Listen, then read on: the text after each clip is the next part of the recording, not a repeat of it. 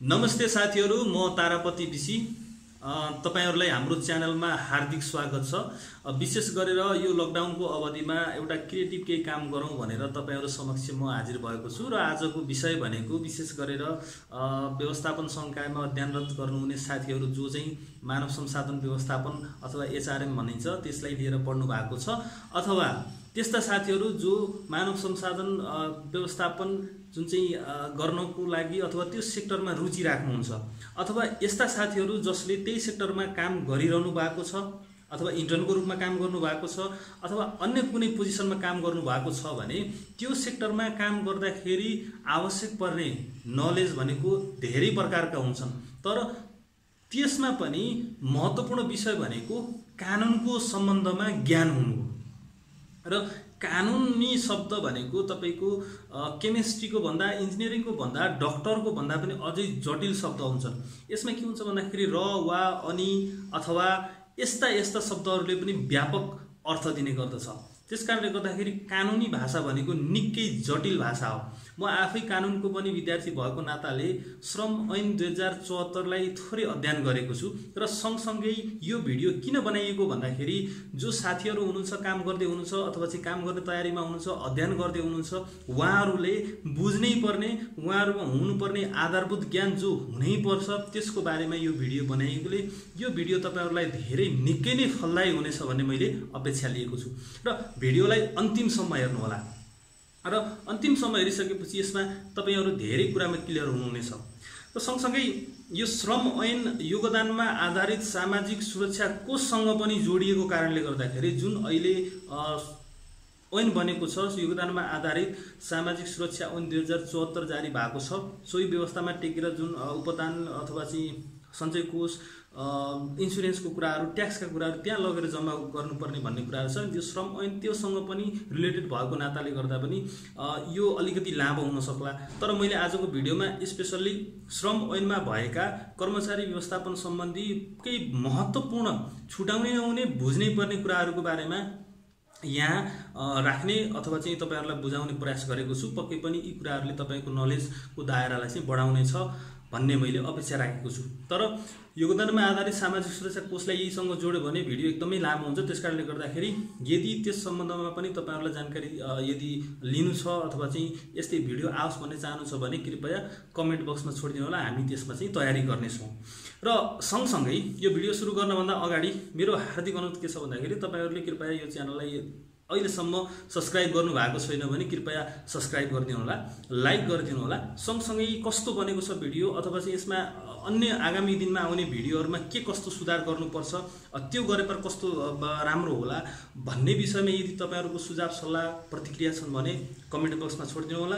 र तपाईहरु सँगसँगै तपाईहरुको साथीभाइ अथवा चाहिँ जो सेक्टरमा काम गर्ने पढ्ने साथीभाइहरुको लागि पनि यो भिडियोमा राखिएको कन्टेन्ट अथवा विषयवस्तु भनेको एकदम लाभदायक र फाइदाजनक हुनेछ। त्यसकारणले गर्दाखेरि उहाँहरु समक्ष पनि यसलाई पुर्याउनु होला, यसलाई शेयर गरेर भन्ने मेरो हार्दिक अनुरोध गर्दै अब यो टपिक्स के हो त भन्ने विषयमा हामी जाउँ। यसमा चाहिँ के छ भन्दाखेरि श्रम ऐन 2074 का मुख्य विशेषताहरू के छन् अथवा बुझ्नै पर्ने कुराहरू महत्त्वपूर्ण कुरा के छन् भन्ने टपिक्स रहेको छ। त्यसकारणले गर्दाखेरि अब यो भिडियोलाई हामीले सुरुवात गर्छौं। अब भिडियोतर्फ जाउँ है त। फेरि पनि तपाईहरुलाई हार्दिक स्वागत गर्न चाहन्छु।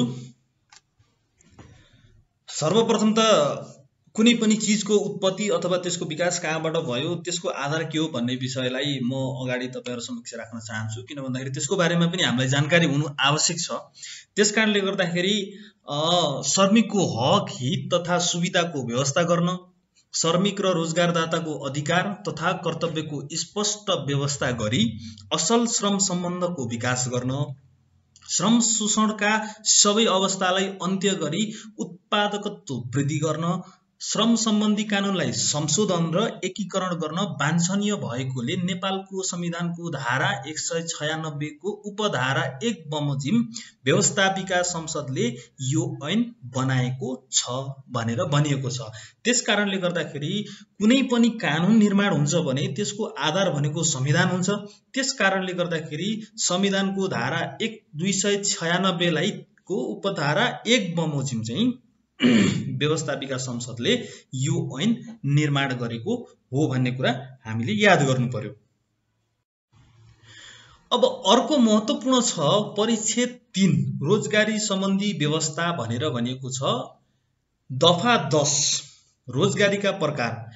उपदफा 1 रोजगारदाताले श्रमिकलाई देखाएको कुनै पनि प्रकारको रोजगारीमा लगाउन सक्नेछ भनेर भनिएको छ। यसमा क मा नियमित रोजगारी, ख मा कार्यगत रोजगारी, ग मा समयगत रोजगारी, घ मा आंशिक रोजगारी र घ मा आकस्मिक रोजगारी र ङ मा आंशिक रोजगारी भनेको छ।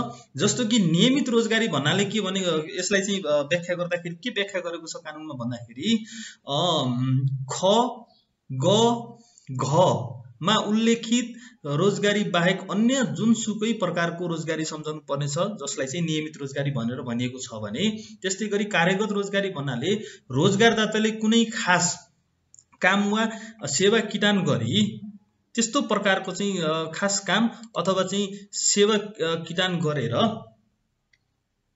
सो सम्पन्न गर्न तोकेर दिएको वा दिएको रोजगारी सम्झनु पर्दछ भनेर चाहिँ कार्यगत रोजगारीलाई व्याख्या गरेको छ भने, समयगत रोजगारी भन्नाले श्रमिकलाई निश्चित समय अवधिको लागि निश्चित समय अवधि तोकी सो अवधिभित्र कुनै पनि काम सम्पन्न गर्नको लागि चाहिँ दिएको रोजगारी सम्झनु पर्नेछ भनेछ भने, एक आकस्मिक रोजगारी भन्नाले रोजगारदाताले श्रमिकलाई महिनाको अवधिमा 7 दिन, 1 हप्ता वा सो भन्दा कम अवधिको रोजगार प्रदान गर्दछ भने त्यसलाई आकस्मिक रोजगारी भनेर व्याख्या गरेको छ भने, आंशिक रोजगारी भनेको कुनै पनि बखत हप्तामा 35 घण्टा भनेर तोकेको छ, सो भन्दा कम हप्तामा 35 घण्टा वा सो भन्दा कम काम गराइन्छ भने त्यसलाई चाहिँ आंशिक रोजगारी भनेर श्रम ऐनले त्यसलाई चाहिँ व्याख्या गरेको छ। त्यस्तै गरी रोजगारी सम्बन्धी व्यवस्थामा अर्को दफा नम्बर 13 परीक्षण काल सम्बन्धी व्यवस्था गरेको छ। रोजगारदाताले श्रमिकसँग रोजगार सम्झौता गर्दा निजलाई 6 महिना परीक्षण कालमा रहने गरी गर्न सक्नेछ र परीक्षण कालमा श्रमिकको काम सन्तोषजनक नदेखिएमा त्यस्तो श्रमिकसँगको रोजगार सम्झौता अन्त्य गर्न सक्नेछ।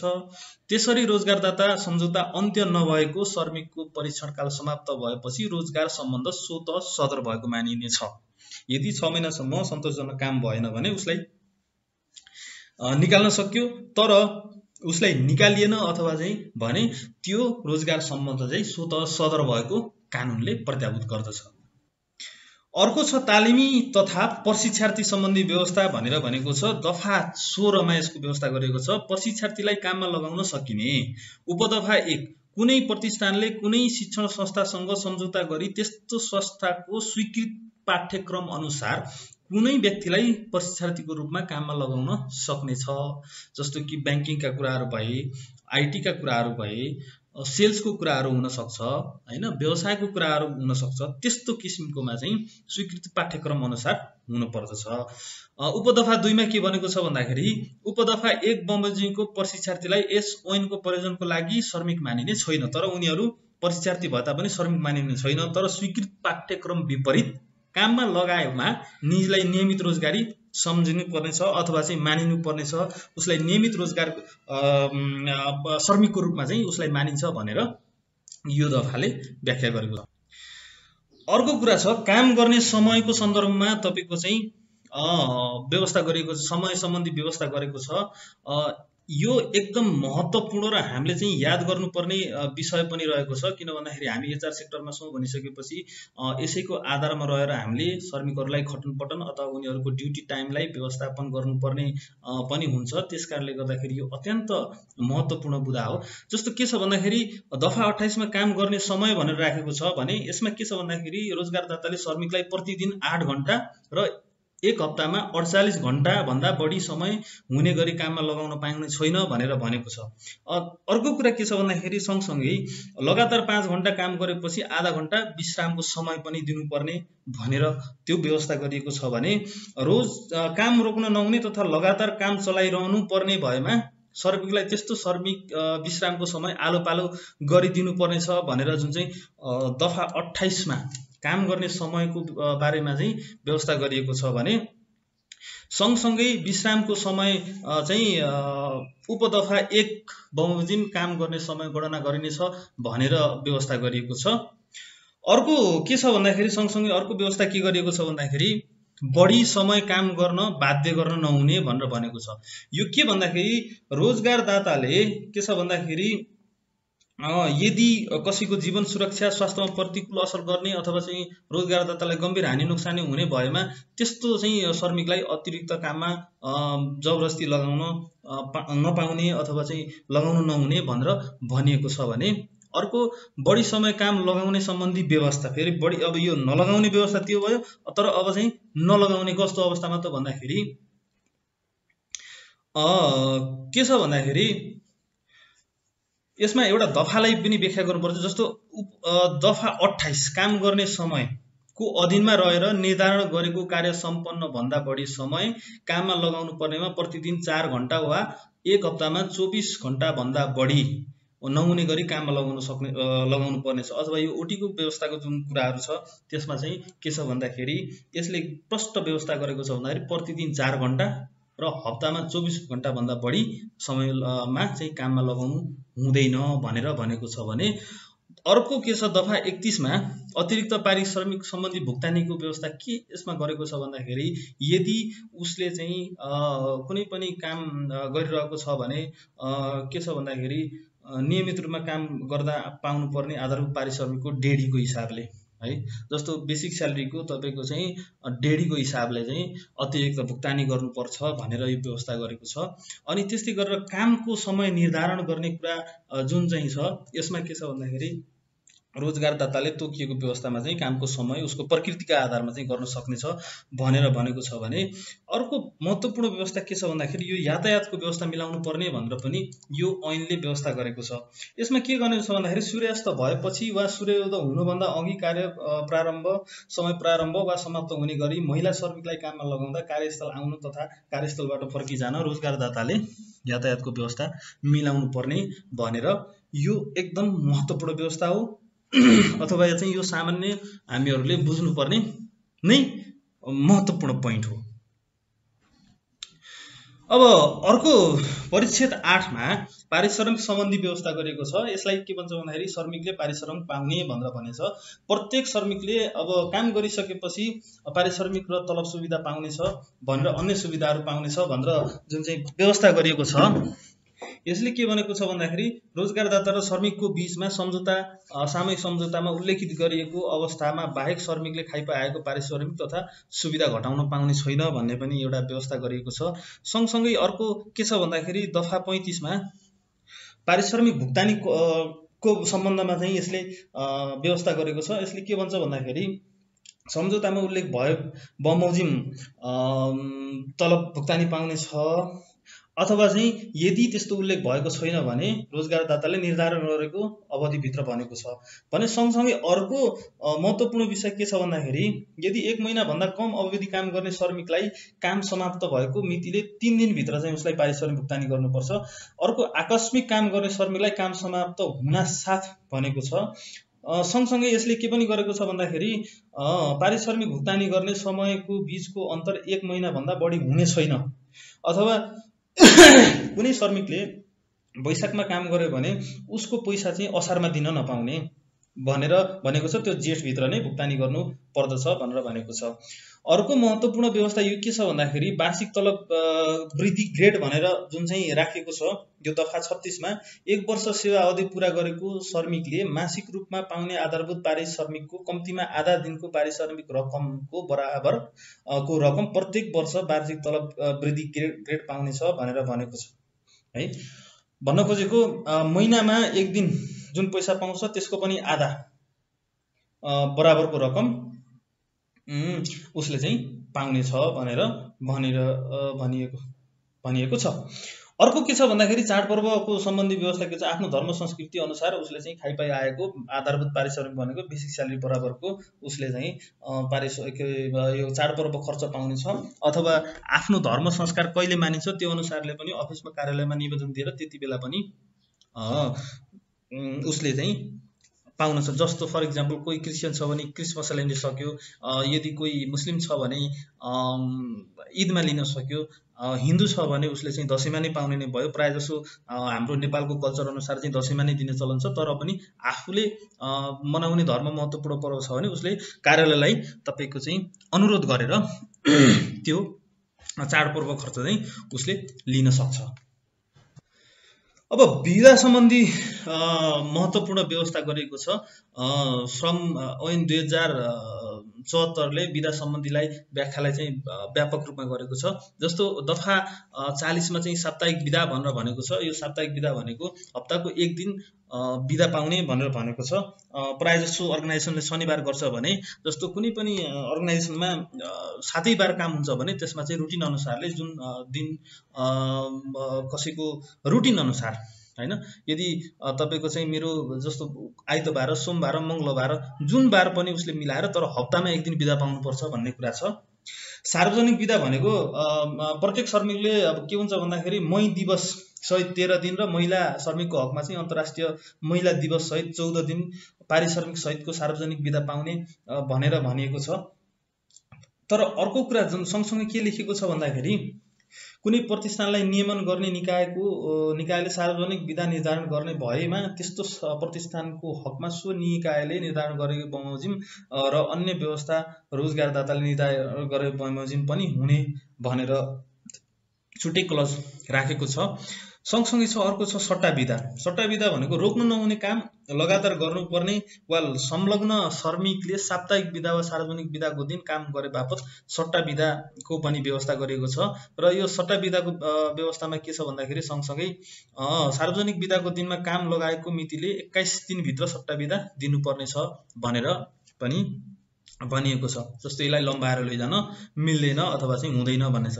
सँगसँगै घर बिदा के छ भन्दाखेरि यसलाई जस्तो वार्षिक 18 दिन भनेर व्यवस्था गरेको छ घर बिदालाई। यसलाई हामीले चाहिँ डिभाइडेड गर्यो भने महिनाको हिसाबमा कति आउँछ भन्दाखेरि 2.5 दिन है। एक महिनामा 2.5 दिनका दरले 12 महिना गयो भने 30 दिन हुन्छ। त्यसकारणले गर्दाखेरि प्रत्येक महिना 2.5 दिनको हिसाबले चाहिँ घर बिदाको व्यवस्था गरिएको छ भने बिरामी बिदा भनेको प्रत्येक महिना 1 दिनको दरले चाहिँ बिरामी बिदा पाउने भनेर भनेको छ। सँगसँगै अर्को के छ भन्दाखेरि महिला कर्मचारीको लागि र पुरुषको लागि पनि प्रसुति बिदा अथवा सुत्केरी स्याहार बिदा भनेर पनि भन्न सकिन्छ। पुरुषको लागि र महिलाको लागि प्रसुति बिदा भनेर भनेछ।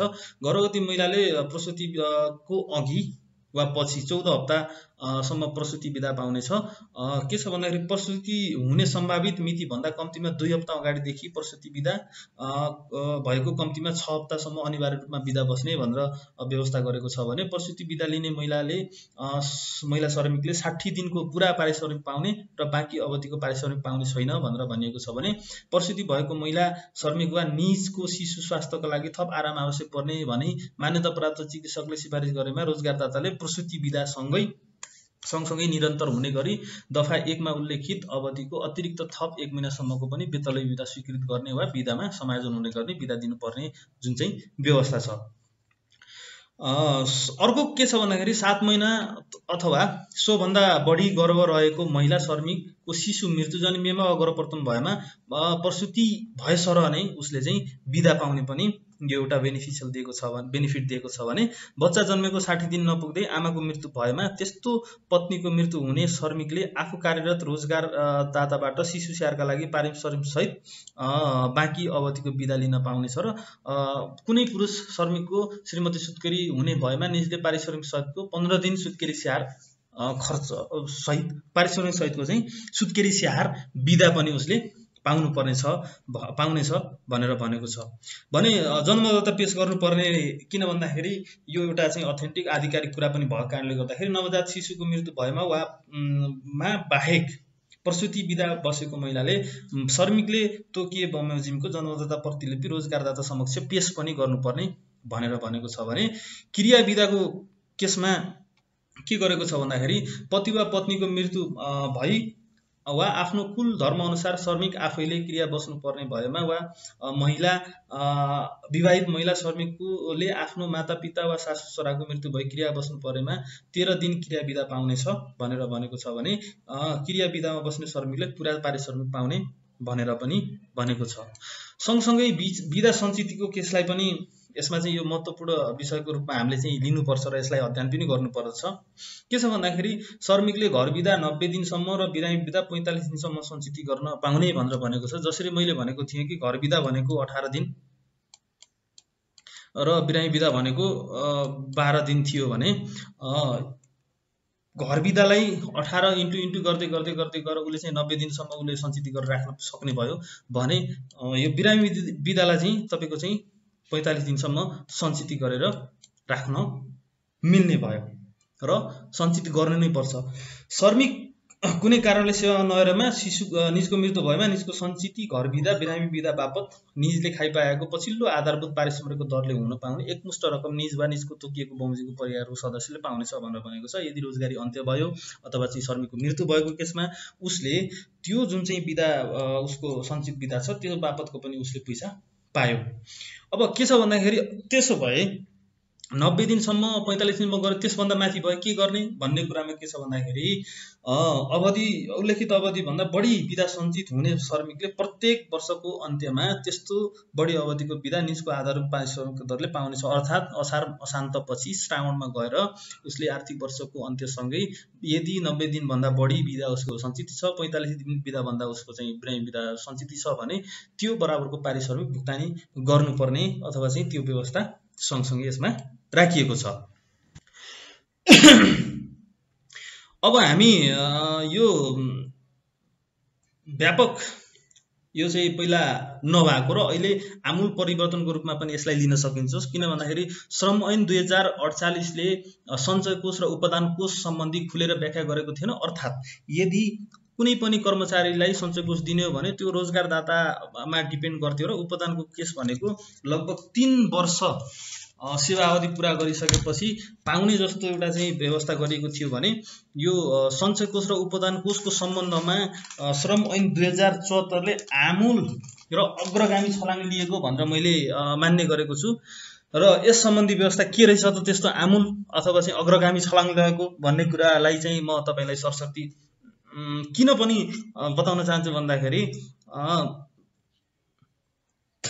कुनै पनि रोजगारदातासँग श्रमिकको श्रम सम्बन्ध स्थापित भइसकेको दिनदेखि नै उसले सञ्चय कोष र उपदान कोष उसको गणना हुने भएको कारणले गर्दाखेरि यो एकदमै ठूलो आमूल परिवर्तन हो भनेर बुझ्न सकिन्छ।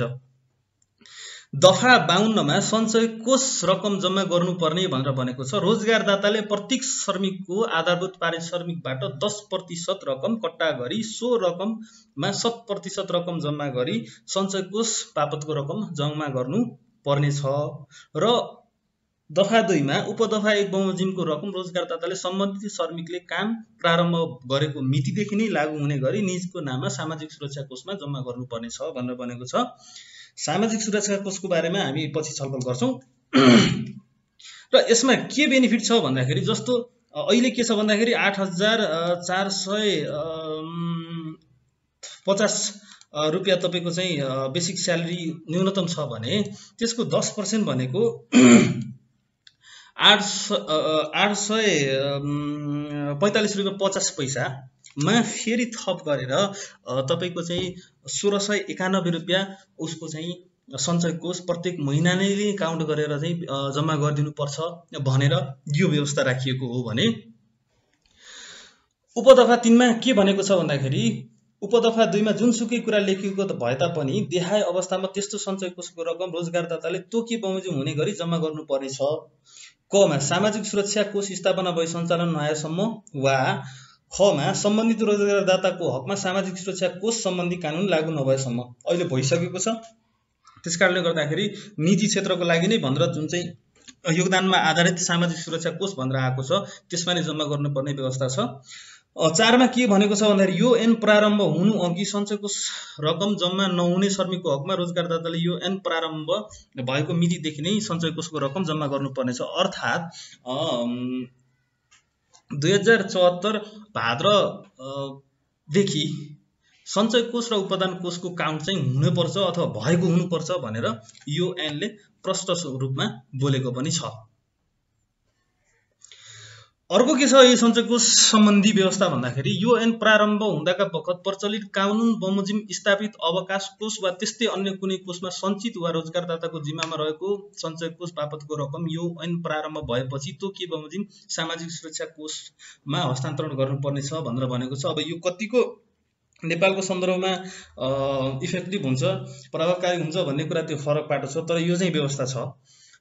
दफा 6 मा के छ भन्दाखेरि यस दफामा अन्यत्र जुनसुकै कुरा लेखित भए तापनि सञ्चय कोष बापतको रकम कुनै कारणले उपदफा 2 वा 3 बमोजिम जम्मा गर्न नसकिएको भएमा रोजगारदाताले त्यस्तो श्रमिकको आधारभूत पारिश्रमिकको 10% रकम थप गरी भुक्तानी पनि दिनुपर्नेछ भनेर भनेको छ। अथवा कुनै पनि कारणले तपाईको सामाजिक सुरक्षा कोषमा जम्मा गर्न नसकेको खण्डमा चाहिँ उसको स्यालेरीमै पनि थपेर भुक्तानी दिन सक्ने भनेर भनेको छ। यो विशेष गरेर कस्तोमा हुन्छ भन्दाखेरि आंशिकमा अनि त्यसपछि गएर आकस्मिक रोजगारीको केसमा चाहिँ यो भुक्तानी गरिदिनु पर्ने अवस्था चाहिँ हुन सक्छ।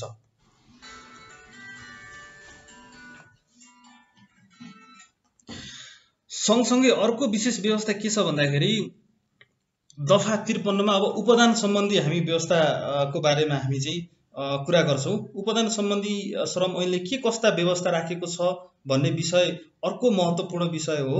त्यसकारणले गर्दाखेरि यसमा हामी सरसर्ती छलफल गर्छौं।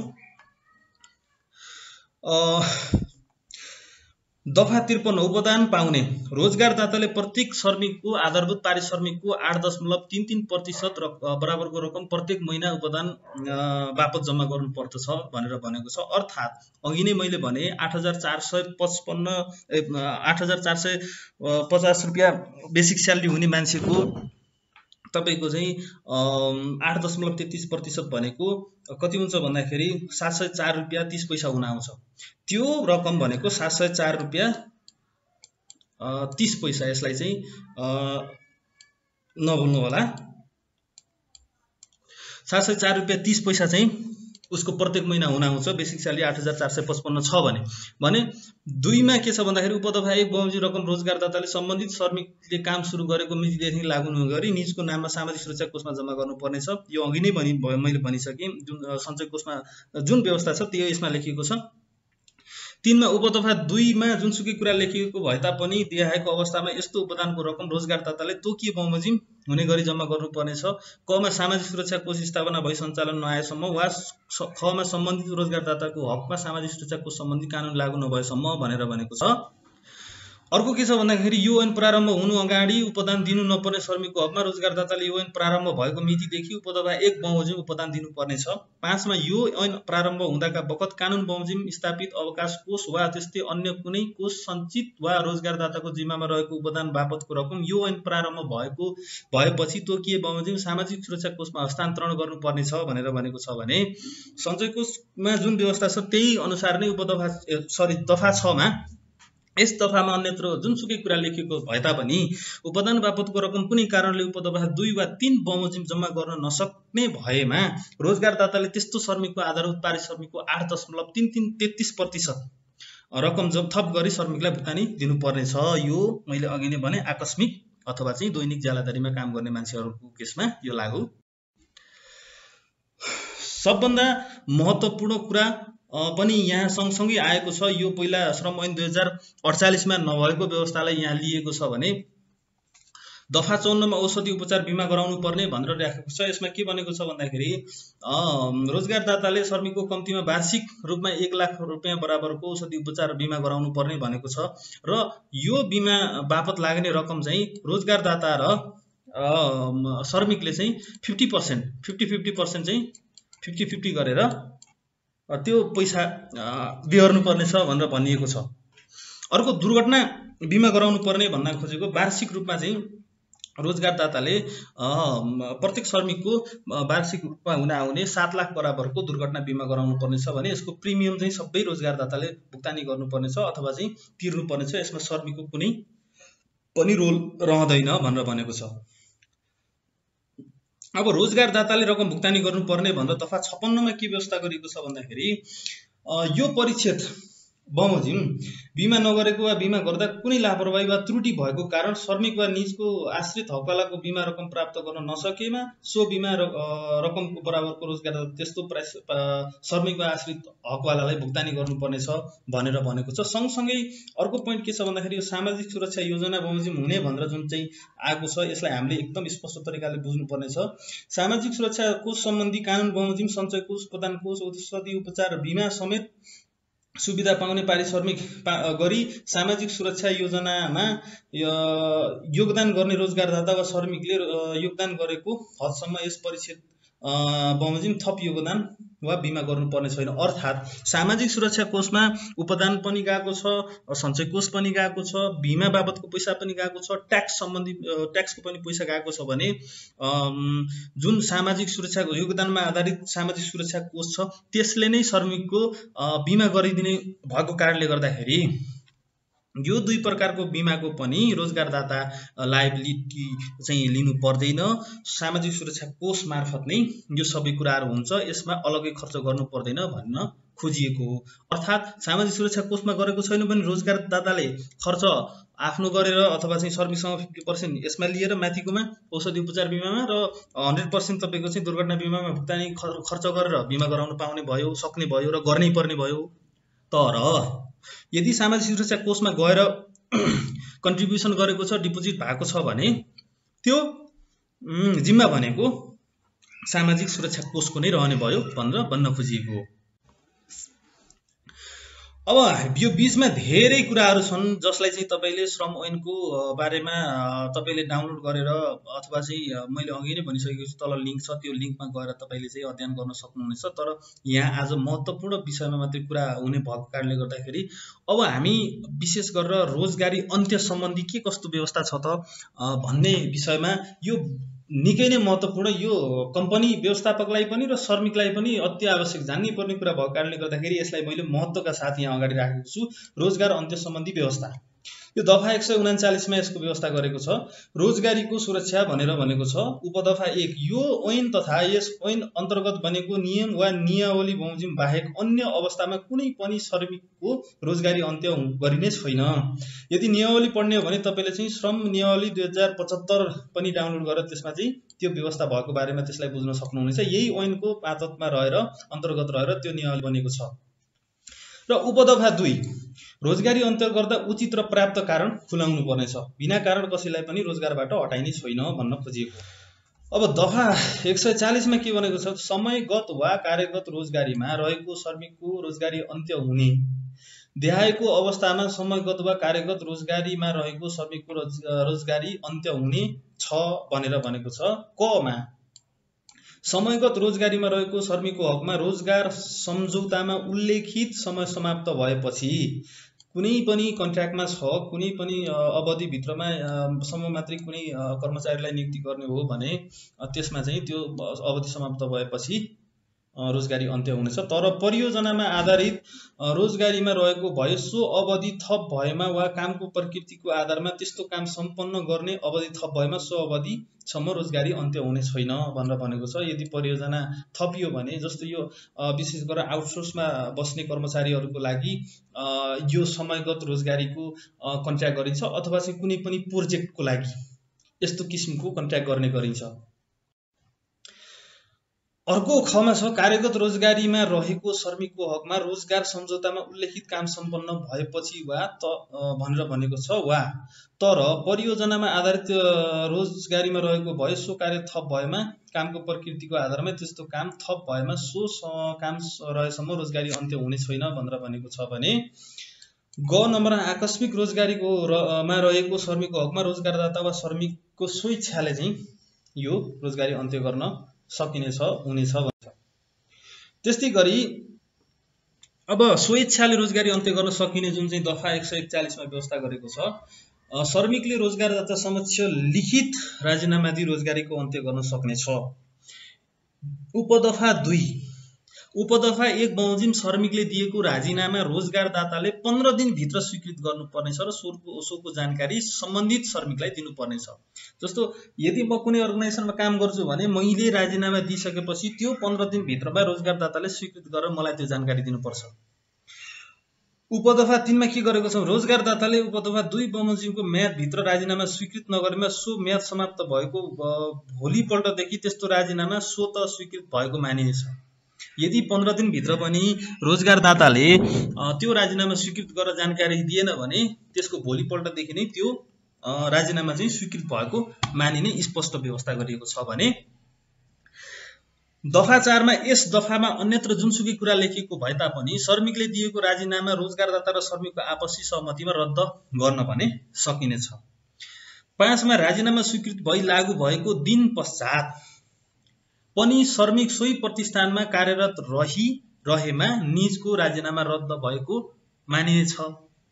यहाँ कुरा के भयो भन्दाखेरि 15 दिन भित्रमा यदि स्वीकृत गरेको जानकारी श्रमिकलाई दिएन भने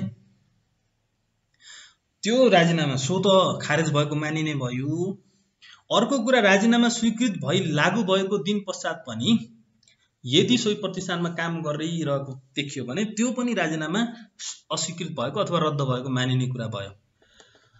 अब दफा 142 मा कार्यक्षमताको अभाव भएमा रोजगारीको अन्त्य गर्न सकिने भनेर भनेको छ। यो ऐन वा यस ऐन अन्तर्गत बनेको नियम तथा नियमावलीमा व्यवस्था भए बमोजिम कुनै श्रमिकको कार्य सम्पादन मूल्याङ्कन गर्दा लगातार 3 पटक वा सोभन्दा बढी निजको कार्यक्षमता सन्तोषजनक नभएमा वा न्यून स्तरको पाइमा रोजगारदाताले त्यस श्रमिकको रोजगारी अन्त्य गर्न सक्नेछ भनेर भनेको छ।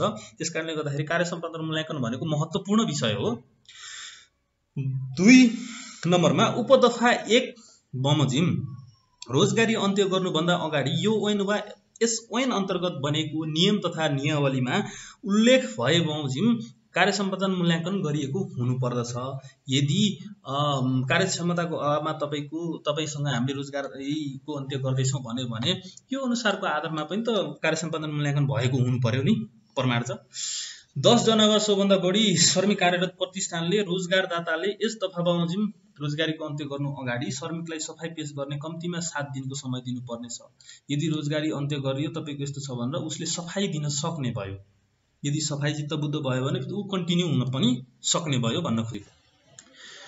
दफा 144 मा सूचना दिनुपर्ने भनेर भनेको छ। 1 नम्बर उपदफा 1 मा खराब आचरणमा कारबाही भए रोजगारी अन्त्य भएकोमा बाहेक अन्य अवस्थामा रोजगार सम्बन्ध अन्त्य गर्नु अघि रोजगारदाता वा श्रमिकले एक अर्कालाई देहाय बमोजिमको सूचना दिनुपर्नेछ भनेर भनिएको छ।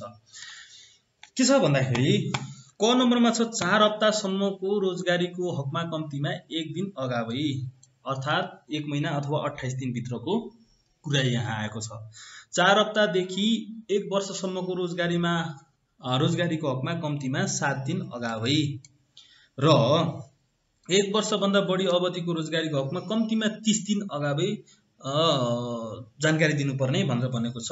2 मा रोजगारदाताले उपदफा 1 बमोजिमको सूचना नदिई रोजगारी अन्त्य गरेमा त्यसरी सूचना दिनुपर्ने अवधिको पारिश्रमिक सम्बन्धित श्रमिकलाई दिनुपर्नेछ। जस्तो फर इक्जाम्पल अर्को महिनादेखि मलाई चाहिँ कम्पनीले सूचना नदिइकन अन्त्य गर्ने भनेर भन्यो, नभनिकन उसले भन्यो भने त्यो अवधि भित्रको पनि मलाई पारिश्रमिक दिनुपर्छ अथवा भुक्तानी गर्नुपर्छ भन्ने यस भित्र कुरा आएको छ भने श्रमिकले 3 नम्बरमा के छ भन्दाखेरि श्रमिकले उपदफा 1 बमोजिम रोजगारदातालाई सूचना नदिई रोजगारी अन्त्य गरेकोमा त्यसरी सूचना दिनुपर्ने अवधिको पारिश्रमिक बराबर रकम रोजगारदाताले सम्बन्धित श्रमिकको पाउने पारिश्रमिकबाट कट्टा पनि गर्न सक्नेछ। दुवैलाई फाइदा हुने, हितकारी हुने यसमा चाहिँ व्यवस्था कन्डिसनहरू राखिएको छ। अब यो श्रमिक कटौती गर्ने सम्बन्धी जुन व्यवस्था छ यो अत्यन्तै महत्त्वपूर्ण छ र अहिले जुन कोरोनाको प्रभावले गर्दाखेरि यो अत्यन्तै भनौँ न यो कस्तो कन्डिसन छ भन्दाखेरि श्रमिक कटौती गर्ने अब यो प्राकृतिक प्रकोपको सन्दर्भमा श्रम ऐन 2074 चाहिँ मौन रहेको अवस्था देखिन्छ।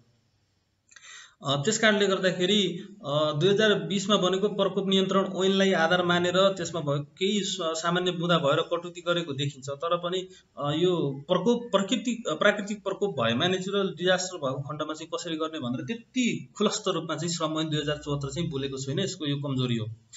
र श्रमिक कटौती सम्बन्धी गर्न सक्ने सम्बन्धी व्यवस्था दफा 145 मा के भनेको छ भन्दाखेरि प्रतिष्ठान सञ्चालनमा आर्थिक समस्या उत्पन्न भएमा वा एक भन्दा बढी प्रतिष्ठानहरू गाभिएको कारण श्रमिक संख्या बढी भएमा वा अन्य कुनै कारणले प्रतिष्ठान आंशिक वा पूर्ण रूपमा बन्द गर्नुपर्ने भएमा रोजगारदाताले श्रमिकको संख्यामा कटौती गर्न सक्नेछ भनेर भनेको छ।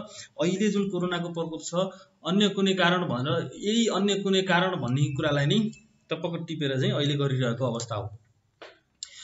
दफा 2 मा उपदफा 1 बमोजिम श्रमिकको संख्या कटौती गर्दा त्यसरी कटौती गर्ने मिति भन्दा कम्तीमा 30 दिन अगावै कटौती गर्नुपर्ने कारण कटौती हुने सम्भावित मिति र कटौतीमा पर्ने सम्भावित श्रमिकको संख्यालाई रोजगारदाताले कार्यालय र प्रतिष्ठान स्तरको आधिकारिक ट्रेड युनियन भएमा त्यस्तो युनियन र नभएमा प्रतिष्ठानमा क्रियाशील ट्रेड युनियन वा श्रम सम्बन्ध समितिलाई सूचना दिनुपर्नेछ भनेर भनेको छ। त्यस्तै गरी 3 मा उपदफा 2 बमोजिम सूचना दिएपछि रोजगारदाताले सम्बन्धित युनियन वा श्रम सम्बन्ध समितिसँग श्रमिक कटौतीको विकल्प वा कटौती गरिने श्रमिकको छनौटको आधार तथा शर्तका विषयमा छलफल गर्नुपर्नेछ र छलफलमा सहमति भए बमोजिम श्रमिकको कटौती गर्न सकिनेछ भनेर भनेको छ। त्यस्तै गरी 4 मा ट्रेड युनियन वा श्रम सम्बन्ध समितिले उपदफा 3 बमोजिम छलफल गर्न नचाहेमा वा छलफल गर्दा सहमति नभएमा रोजगारदाताले सोही कुराको जानकारी गराई कार्यालयलाई दिई श्रमिकको संख्या कटौती गर्न सक्नेछ। अथवा चाहिँ यो कार्यालय भनेको के हो भन्दाखेरि श्रम कार्यालय हुन सक्यो, रोजगार सम्बन्ध कार्यालय हुन सक्यो, उसलाई पनि जानकारी दिनुपर्छ भनेर भनेको छ। उपदफा 5 यस दफा बमोजिम श्रमिकको संख्या कटौती गर्दा सामान्यतया दिएको क्रमले निर्धारण गर्नुपर्नेछ। 1 मा क मा विदेशी श्रमिक, ख मा खराब आचरण तुलनात्मक रूपमा बढी सजाय पाएको श्रमिक, ग मा कार्य सम्पादन स्तर कमजोर भएको श्रमिक, घ मा एकै किसिमको काममा कार्यरत श्रमिकहरू मध्ये त्यस्तो काममा सबैभन्दा पछि नियुक्ति भएको श्रमिक भनेर भनेको छ भने तर सबैभन्दा पछि नियुक्ति भएकालाई कटौती गर्नुपर्ने गरी तोकिएको क्रम अनुसार कटौती नगरी अगाडि नियुक्ति भएको कर्मचारीलाई कटौती गर्नुपर्नेमा कारण खोली कटौती गर्न सकिनेछ भनेर स्पष्ट व्यवस्था बोलिएको देखियो। सँगसँगै अर्को के छ भन्दाखेरि 6 नम्बरमा उपदफा 5 मा जुनसुकै कुरा लेखिएता भए पनि ट्रेड युनियनसँग अन्यथा सहमति भएमा बाहेक सामूहिक सौदाबाजी समिति वा आधिकारिक ट्रेड युनियनका पदाधिकारीलाई कटौती गर्दा प्राथमिकताका क्रममा अन्तिममा कटौती गर्नुपर्नेछ भनेर भनेको छ। 7 मा श्रमिकको संख्या कटौती गर्दा रोजगारदाताले कम्तीमा 1 वर्ष सेवा अवधि पूरा गर्ने श्रमिकलाई निजको सेवा गरेको प्रत्येक वर्षको निमित्त 1 महिनाको आधारभूत पारिश्रमिकका दरले हिसाब गर्दा हुन आउने एकमुष्ट रकम क्षतिपूर्ति स्वरूप श्रमिकलाई दिनुपर्नेछ। अर्थात् यदि कटौती गर्यो भने कुनै श्रमिकले 1 भन्दा बढी सेवा गरेको छ भने त्यसलाई चाहिँ आधारभूत पारिश्रमिक बेसिक स्यालेरीको 1 महिनाको दरले हैन उसले चाहिँ जस्तो 1 वर्ष भयो भने 1 महिनाको 2 वर्ष भयो भने 2 महिनाको 3 वर्ष भयो भने 3 महिनाको हिसाबले उसले चाहिँ पाउने भयो। तर सो अवधि भन्दा अवधि 1 वर्ष भन्दा कम यदि तपाईको चाहिँ समय अवधि छ भने त्यसमा चाहिँ दामाशाहीको रूपले क्षतिपूर्ति पाउने छ। अर्थात् यदि कुनै पनि श्रमिकको बेसिक स्यालेरी 8455 हो भने 8455 हो भने 8455 डिवाइडेड बाइ 365 इन्टु उसले काम कति समयसम्म सम्बन्धमा रह्यो त्यसको आधारमा दामाशाहीले क्षतिपूर्ति पाउने छ भनेर यसमा भनेको छ। यसर्थ अर्को के छ भन्दाखेरि उपदफा 8 मा 7 मा जुनसुकै कुरा लेखिएता भए तापनि सामाजिक सुरक्षा सम्बन्धी कानुन बमोजिम बेरोजगार भत्ता पाउने श्रमिकले उपदफा 7 बमोजिम क्षतिपूर्ति पाउने छैन। यदि सामाजिक सुरक्षा कानुन अन्तर्गत चाहिँ बेरोजगार भत्ता पाउने भयो भने त्यो चाहिँ पाउने छैन। 9 मा कुनै प्रतिष्ठानले कानुन बमोजिम नेपाल सरकार वा श्रम अदालतमा आदेश बमोजिम प्रतिष्ठानको पूर्ण वा आंशिक भाग बन्द गर्नुपर्ने वा विशेष आर्थिक क्षेत्र प्रतिष्ठानले श्रमिक संख्या कटौती गर्नुपर्नेमा उपदफा 1, 2, 3 र 4 को व्यवस्था लागू हुने छैन भनेर भनेको छ भने 10 मा यस दफामा अन्यत्र जुनसुकै कुरा लेखेको त भए पनि 10 जना वा सो भन्दा कम श्रमिक कार्यरत रहेको रोजगारदाताले श्रमिकको संख्या कटौती गर्दा यो दफामा उल्लेखित व्यवस्था लागू हुने छैन भनेर भनेको छ। यदि 10 जना भन्दा कम छ भने यहाँ भएको कुनै पनि व्यवस्था लागू हुने छैन। अर्को भुक्तानी सम्बन्धी व्यवस्था छ। खराब आचरणको कारणले वा अन्य जुनसुकै तरिकाबाट रोजगारीको अन्त्य हुँदा श्रमिकलाई पाउनुपर्ने पारिश्रमिक सुविधा लगायत सम्पूर्ण रकम रोजगारी अन्त्य भएको 15 दिनभित्र रोजगारदाताले त्यस्ता श्रमिकलाई भुक्तानी गर्नुपर्नेछ भनेर भनेको छ। सँगसँगै रोजगारदाताले सामाजिक सुरक्षा कोष, बिमा वा अन्य किसिमका श्रमिकले पाउने रकम वा सुविधा उपलब्ध गराउन आवश्यक सहयोग गर्नुपर्नेछ। 3 मा उपदफा 1 बमोजिमको अवधिभित्र श्रमिकले पाउने पारिश्रमिक सुविधा भुक्तानी नगरेमा वा उपदफा 2 बमोजिम सहयोग नगरेमा त्यस्तो श्रमिकलाई रकम भुक्तानी नगरेसम्म सेवामा बहाल रहे सरह पारिश्रमिक भुक्तानी गर्नुपर्ने छ। यो बडा श्रमिकको लागि चाहिँ राम्रो कुरा छ। यदि 15 दिनभित्र सबै पैसा दिएन भने त्यो भन्दा पनि पछाडी अवधिसम्मको पनि उसले चाहिँ रोजगारदाताले चाहिँ भुक्तानी गर्नुपर्ने भनेर यो व्यवस्था गरिएको छ। 4 मा श्रमिकले पारिश्रमिक वा सुविधा लिन नयाँमा रोजगारदाताले श्रमिकको खातामा सोझै भुक्तानी गर्न वा कार्यालयमा जम्मा गरिदिन सक्नेछ भनेर भनेको छ। 5मा अथवा 4 बमोजिमको रकम जम्मा गर्ने वा सोको भुक्तानी सम्बन्धी अन्य व्यवस्था तोकिए बमोजिम हुन सक्ने भनेर भनिएको छ। तोकिए बमोजिम भन्नाले अन्य जुन अब नेपाल सरकारले निर्णय गर्ला अथवा चाहिँ राजपत्रकमा सूचना टाँस होला त्यो किसिमले हुन्छ भनेर भनिएको छ। र यति भन्दै तपाईहरुले मलाई लाग्छ यति बेलासम्म मलाई हेरेर अथवा चाहिँ मैले राखेका कन्टेन्टहरुले तपाईहरुलाई पक्कै पनि श्रम सम्बन्धी ऐनमा भएका जुन महत्त्वपूर्ण विषयहरु छन् त्यसलाई सहयोग सिद्ध हुनेछ, तपाईले जानकारी लिन भन्ने मैले आशा अपेक्षा राखेको छु। यति बेलासम्म मलाई हेरेर साथ दिनुभयो त्यसको लागि तपाईहरुलाई धेरै धेरै धन्यवाद दिँदै यदि तपाई अझै पनि जस्तो सामाजिक सुरक्षा सम्बन्धी ऐनको बारेमा योगदानमा आधारित सामाजिक सुरक्षा सम्बन्धी व्यवस्था के कस्ता छन् सो सम्बन्धमा यदि चाहनुहुन्छ भने भिडियो हेर्न चाहनुहुन्छ भने तल मलाई कमेन्ट बक्समा लेख्नु होला अथवा यही श्रम ऐन सम्बन्धी पनि अन्य व्यवस्थाहरुको बारेमा के कस्ता कुराहरु तपाईलाई चाहिँ अझै जान्न मन लागेको छ त्यसको बारेमा पनि तपाईले कमेन्ट बक्समा लेख्नु भयो भने आगामी भिडियोहरुमा त्यसलाई चाहिँ समावेश गर्दै जानेछु भन्दै तपाईहरुलाई फेरि पनि पुनः एकपटक धेरै धेरै धन्यवाद दिँदै म बिदा हुन चाहन्छु। धन्यवाद, नमस्कार।